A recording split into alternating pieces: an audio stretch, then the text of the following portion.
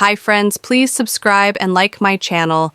I raised my daughter single-handedly for most of her life, but when she asked her stepfather to escort her down the aisle and excluded me to avoid discomfort, I stepped away and never looked back.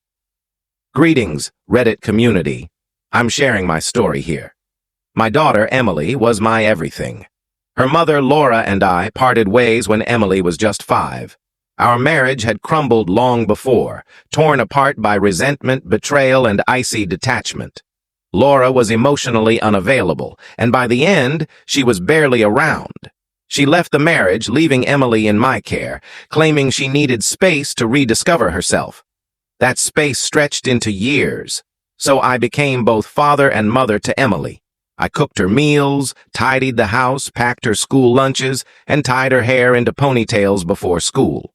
I taught her to balance on a bike, comforted her through tears over schoolyard taunts, stayed up late tackling geometry homework, and rearranged my work schedule for every doctor's visit and school meeting.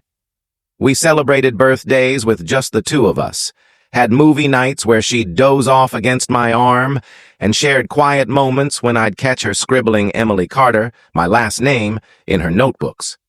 That meant the world to me. She was my entire universe. When Emily turned 13, Laura re-entered her life with a man named Richard. He was tall, polished, a corporate type with wealth to spare.